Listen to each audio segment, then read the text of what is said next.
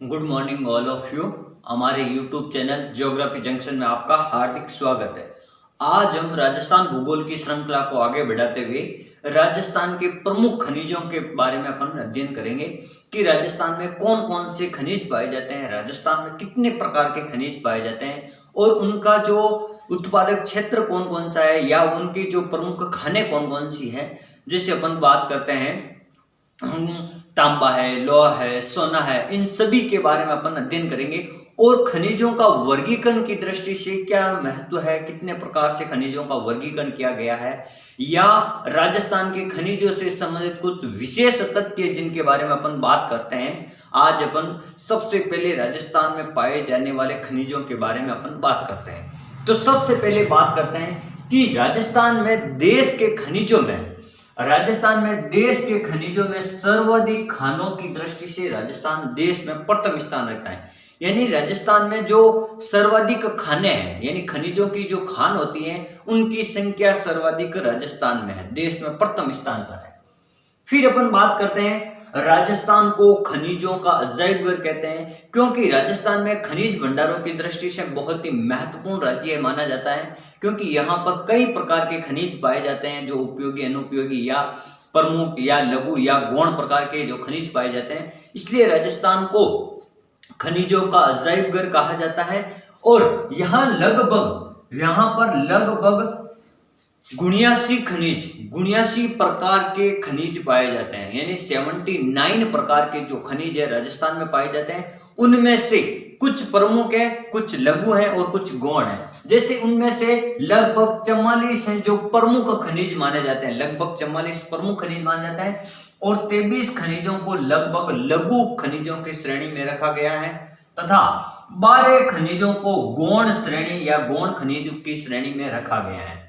अब अपन बात करते हैं कि भंडारों की दृष्टि से राजस्थान राज्य को भारत में दूसरा स्थान प्राप्त है। यानी जहां पर भंडार सर्वाधिक है, खनिजों के भंडार सर्वाधिक किस राज्य में, तो राजस्थान का दूसरा स्थान आता है। कौन सा स्थान आता है? राजस्थान का दूसरा स्थान आता है और प्रथम स्थान पर है खनिज भंडारों की दृष्टि से झारखंड के बाद राजस्थान दूसरा स्थान पर है भंडारों की दृष्टि से। और अपन बात की जाए राजस्थान के एकाधिकार वाले कुछ खनिज हैं, यानी राजस्थान में ऐसे खनिज हैं जिन पर एकाधिकार है राजस्थान का, यानी ऐसे खनिज जो लगभग 90% से ऊपर की मात्रा में केवल और केवल राजस्थान राज्य में पाए जाते हैं, इसलिए उनको राजस्थान का एकाधिकार माना गया है। जैसे अपन कुछ खनिजों की बात करते हैं कि किन किन में राजस्थान का एकाधिकार है, तो जैसे सबसे पहले बात करते हैं जास्कर, फिर आता है सीसा, जस्ता, वोलेस्टोनाइट, फिर अपन बात करते हैं गार्नेट, यानी इस गार्नेट को अपन क्या कहते हैं? तांबड़ा या लाल रक्तमणि कहते हैं।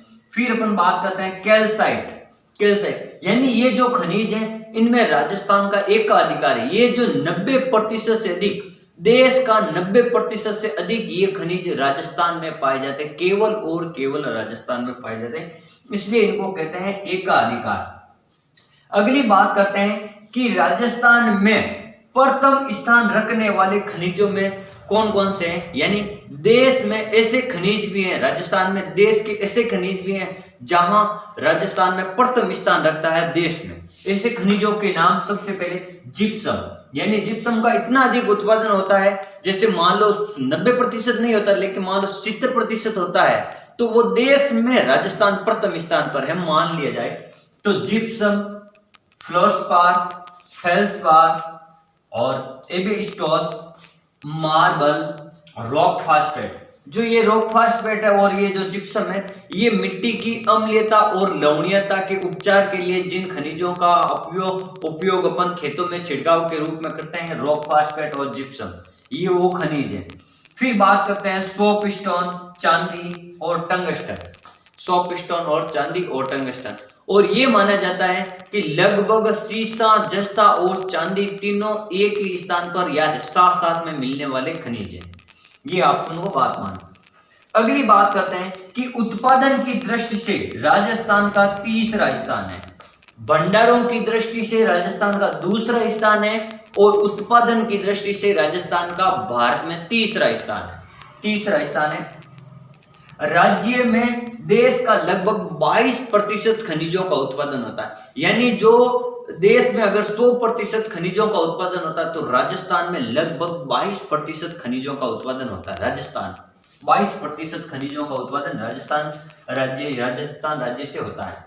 अगली बात करते हैं कि राजस्थान राज्य में जो खनिज है उनके लिए जो संगठन या उनके लिए जो संस्थाएं काम कर रही है उनके लिए उनकी स्थापना कब हुई और उनका उद्देश्य क्या है। तो अपन सबसे पहले बात करते हैं राजस्थान राज्य खान एवं खनिज। राजस्थान राज्य खान एवं खनिज लिमिटेड, इसकी स्थापना 1974 में की गई। कहां पर की गई? यह है उदयपुर में। राजस्थान राज्य खान एवं खनिज लिमिटेड 1974 में इसकी स्थापना की गई उदयपुर में। इसका क्या उद्देश्य है? इसका मुख्य उद्देश्य है कि अधात्विक खनिजों का विपणन एवं खनन कार्य, यानी अधात्विक खनिजों का जो विपणन एवं खनन कार्य के बारे में, इनके बारे में जानकारी या इनके बारे में इसके नियंत्रण में आते हैं। दूसरी बात करते हैं कि राजस्थान राज्य खनिज विकास लिमिटेड, राजस्थान राज्य खनिज विकास लिमिटेड है, इसकी स्थापना 1979 में यानी इसके 5 साल बाद में की गई है। और इसका उद्देश्य क्या है कि खनिज विकास को प्रोत्साहन व आधुनिक तकनीक को यूज करना, यानी जो खनिज विकास है, खनिज विकास को प्रोत्साहन देना और न्यू तकनीक यानी नई तकनीकी या नई टेक्नोलॉजी से खनिजों को निकालना या खनिज निकालने के लिए नई तकनीकी अपनाना, तो इसका काम है मेन। और इन दोनों संस्थाओं को जब एकीकृत कर दिया गया, इन दोनों संस्थाओं को मिला दिया गया है, इन दोनों संस्थाओं को क्या कर दिया गया है? मिला दिया गया है वो बाद में।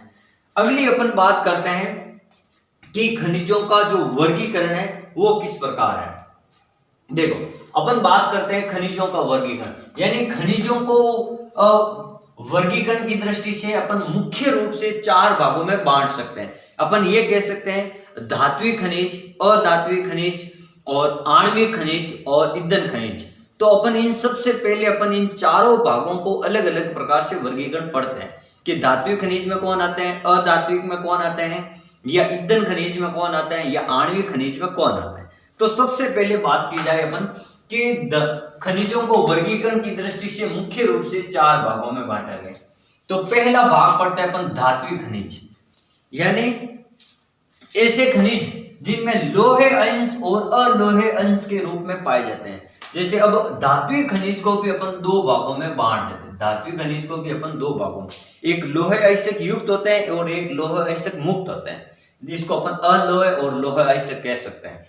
तो लोहे अयस्क में अपन लोहा, सबसे पहला तो लोहा खुद हो गया, फिर अपन मानेंगे कोबाल्ट और मैग्नीज, यानी ये तीनों में लोहे की मात्रा पाई जाती है, इनमें कुछ न कुछ अंश लोहे का होता है। अब अलोहे धातु में कौन कौन सी आएगी? जैसे टंगस्टन, सीसा जस्ता, सोना, चांदी और तांबा, यानी टंगस्टन, सीसा जस्ता, सोना, चांदी और तांबा। अगली बात करते हैं अपन कि धात्विक खनिज, अधात्विक, ये हो गए धात्विक खनिज। अब अपन बात करते हैं अधात्विक खनिज। जैसे अधात्विक खनिज में कौन कौन से आएंगे? जैसे मार्बल, यानी जो मकराना होता है वो मार्बल, जिप्सम जो खड्डी के रूप में, ग्रेनाइट, जास्कर, तांबड़ा, हीरा, पन्ना। मुख्य रूप से आपको ये 2 नाम याद रखने होंगे, हीरा और पन्ना। अपन कभी कभी इनको क्या कह देते हैं? धात्विक खनिज के रूप में मान लिया जाता है। क्यों? अपन को पता है ये महंगी धातु है, ये महंगी चीजें है, तो अपन क्या कर रहे हैं? सोना चांदी के साथ में हीरा और पन्ना को भी रख लेते हैं। लेकिन ये क्या है? अधात्विक। फिर रॉक फास्फेट, फिर नमक, फिर अभ्रक, फिर वोलेस्टोनाइट, एस्बेस्टोस और डोलेमाइट। तो अपन एक और बात है जो अभ्रक, ये भी क्या है? आपके अधात्विक खनिज है। इसको भी अपन क्या कभी कभी मान लेते हैं कि ये धातु है, लेकिन अपन को 3 चीजें विशेष तौर से याद रखनी है, हीरा, पन्ना और अभ्रक। ये तीनों की तीनों आपकी अधात्विक खनिजों में मानी जाएगी। फिर अपन बात करते हैं अगला तीसरे वर्गीकरण, यानी जो ईंधन के रूप में, यानी जो धातु खनिजों का वर्गीकरण है ईंधन खनिज।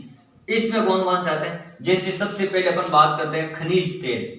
खनिज तेल प्राकृतिक गैस, खनिज तेल में अपन कह सकते हैं पेट्रोलियम, ऑयल, ये वगैरह, और प्राकृतिक गैस। फिर अपन बात करते हैं कोयला, यानी जैसे अब कोयला सभी प्रकार का कोयला जो आपके ईंधन कोयले में खनिज में आ जाएगा। अब जैसे यहाँ मैंने लिग्नाइट कोयला लिखा, क्योंकि राजस्थान में अधिकांशतः जो लिग्नाइट प्रकार का कोयला पाया जाता है, इसलिए अपन ने लिखा लिग्नाइट कोयला। फिर अपन बात करते हैं चौथा वर्गीकरण, यानी आणविक खनिज, यानी जिनसे परमाणु वगैरह या बारूद वगैरह या विस्फोटक सामग्री बनाई जाती है, उस प्रकार के खनिज को अपन क्या कहते हैं, आणविक खनिज। जैसे थोरियम हो गया, बेरिलियम हो गया और यूरेनियम। ये जो धातु हैं थोरियम, बेरिलियम और यूरेनियम, इन धातुओं या इन खनिजों को अपन कहते हैं धात्विक या आणविक खनिज कहते हैं। इनको क्या कहते हैं, आणविक खनिज। यानी अपन ने पढ़ा कि खनिजों का जो वर्गीकरण है, एक धात्विक वर्गीकरण होता है, दूसरा अधात्विक, तीसरा ईंधन खनिज और चौथा होता है आणविक खनिज।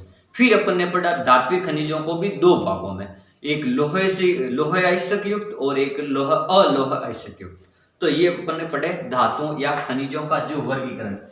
अब अपन बात करते हैं सबसे पहले कि जो देश की, यानी जो देश की पहली इको फ्रेंडली रिफाइनरी कहाँ स्थापित की गई, पचभद्रा बाड़मेर में देश की पहली इको फ्रेंडली रिफाइनरी स्थापित की गई। अब ये इको फ्रेंडली रिफाइनरी यानी जो उद्योग लगेगा, इतना बड़ा रिफाइनरी लगेगी, इसमें इस प्रकार की सुविधा होगी जो पर्यावरण को कम से कम हानि पहुंचाए। यानी इसमें जो रिफाइनरी में पेड़ पौधे या ज्यादा से ज्यादा वृक्षारोपण किया जाएगा इसके चारों ओर और इसके क्षेत्रफल के आसपास के क्षेत्र में, ताकि जितना भी प्रदूषण हो उनका अवशोषक हो सके और वापस पर्यावरण में शुद्ध हो सके। यानी जितना ज्यादा पेड़ पौधे होंगे इस रिफाइनरी के चारों ओर या इस रिफाइनरी के क्षेत्रफल में, तो इस प्रकार की रिफाइनरी को अपन क्या कहते हैं, इको फ्रेंडली रिफाइनरी कहते हैं। फिर अपन बात करते हैं अगली, ये जो रिफाइनरी है, ये रिफाइनरी देश की जो पहली इको फ्रेंडली रिफाइनरी है, ये हिंदुस्तान पेट्रोलियम कॉर्पोरेशन लिमिटेड द्वारा है। यहाँ पर 9 मिलियन मीट्रिक टन जो है उत्पादन होगा पेट्रोल ईंधन का। यहाँ पर कितना होगा, 9 मिलियन मीट्रिक टन। ये है आपकी पचभद्रा बाड़मेर में। अगली बात करते हैं कि बॉम्बे हाई के बाद दूसरा स्थान सर्वाधिक पेट्रोलियम उत्पादन में है, क्षेत्रफल में है राजस्थान का। यानी जितना भी देश में सबसे ज्यादा पेट्रोलियम उत्पादन कहाँ होता है, बॉम्बे हाई में, यानी मुंबई के तट पर। अब वहां से दूसरे स्थान पर है राजस्थान का भाग, यानी राजस्थान में भारत का दूसरे स्थान पर है पेट्रोलियम उत्पादन में। फिर बात की जाए राजस्थान खान ब्लॉकों की, यानी राजस्थान में जितने भी ये उद्योग धंधे खान या खदानें होती हैं, इनकी नीलामी करने वाला देश का प्रथम राज्य कौन बना, राजस्थान। यानी जितने भी जैसे कोयला ब्लॉक हो गया, जैसे पेट्रोलियम ब्लॉक हो गया या गैस ब्लॉक हो गया या अन्य खनिजों के ब्लॉक हो गए, इन ब्लॉकों की नीलामी करने वाला देश का पहला राज्य कौन बन गया, राजस्थान। फिर अपन बात की जाए पीएम द्वारा 2009 में बाड़मेर में मंगला क्षेत्र, यानी प्रधानमंत्री द्वारा 2009 में जो बाड़मेर में एक मंगला जो का क्षेत्र है, यानी जो मंगले तेल का कुआं है, मंगला है, ऐश्वर्या है, वागेश्वरी है, रागेश्वरी है, जितने भी तेल के क्षेत्र कुएं हैं, इन कुओं के नाम है। तो उनमें से जो एक कुआं है मंगला, ये मंगला क्षेत्र है जो प्रधानमंत्री ने राष्ट्र को समर्पित किया है 2009 में।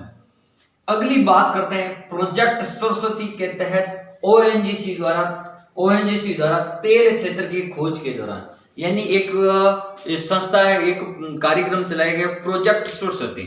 उस प्रोजेक्ट सरस्वती कार्यक्रम का मेन मुख्य उद्देश्य था कि तेल क्षेत्र या खनन क्षेत्र में जिसमें प्राकृतिक गैस वगैरह की खोज करना। लेकिन जब ये तेल क्षेत्र की खोज में जब ये प्रोजेक्ट शुरू हुआ, तो इस प्रोजेक्ट में शुरू होने के बाद में जैसलमेर और बाड़मेर के क्षेत्र में एक भूगर्भीय जल पट्टी की खोज हुई, यानी कि पृथ्वी के धरातल के नीचे एक ऐसी भूगर्भीय जल पट्टी है जो मरुस्थल में भी पानी है। तो इस प्रकार को उस मरुस्थलीय जल भूगर्भीय पट्टी को अपन क्या कहते हैं, लाटी सीरीज क्षेत्र। यानी इस जो जल की जो मिट्टे पानी की या इस जल की जो पट्टी है, इसको अपन कहते हैं लाटी सीरीज क्षेत्र। और राजस्थान के लिए लाटी सीरीज क्षेत्र या जैसलमेर के लिए लाटी सीरीज क्षेत्र जो बड़ी अति महत्वपूर्ण क्षेत्र है, क्योंकि यहाँ पर लाटी सीरीज क्षेत्र का जो क्षेत्रफल है, यहाँ पर सेवण और धावण प्रकार की घास भी पाई जाती है जो दुधारू पशुओं के लिए उपयोगी है। दूसरी बात, यहाँ पर शुतुरमुर्ग यानी शुतुरमुर्ग का जो मुख्य रूप से आवास माना जाता है मरुस्थलीय क्षेत्र में, तो यह है लाटी सीरीज क्षेत्र, यानी शुतुरमुर्ग यहाँ पर निवास करते हैं या शुतुरमुर्ग यहाँ पर देखे जा सकते हैं लाटी सीरीज क्षेत्र में। तीसरी बात, ये एक मीठे पानी की भूगर्भ जल पट्टी है मानी जाती है। ऐसा माना जाता है कि जो घग्गर नदी का क्षेत्र है या इसके जो सरस्वती नदी है या इस प्रकार ये जो मीठे पानी की नीचे भूगर्भ जल पट्टी का मरुस्थलीय क्षेत्र में मिलना एक अद्भुत बात है। तो इस प्रकार भूगर्भ जल पट्टी का बहुत ही महत्वपूर्ण है और इसी क्षेत्र में इसी प्रोजेक्ट के तहत मरुस्थलीय क्षेत्र में एक नलकूप यानी चांदन नलकूप की खोज हुई है। यानी वहां पर एक कुआं है जहां जिसको अपन कहते हैं चांदन नलकूप। इस नलकूप को अपन कह सकते हैं कि थार के गड़ा यानी थार का गड़ा यानी मरुस्थलीय क्षेत्र में एक गड़े के रूप में माना जाता है। इस प्रकार आपने पढ़ा खनिजों का वर्गीकरण। खनिजों का वर्गीकरण क्या होता है, किस प्रकार होता है।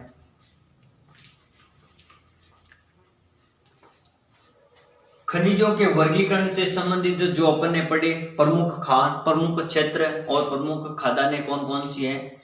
Thank you. और हमारे चैनल को, हमारे YouTube चैनल ज्योग्राफी जंक्शन को अधिक से अधिक लाइक, शेयर और कमेंट जरूर करें। Thank you.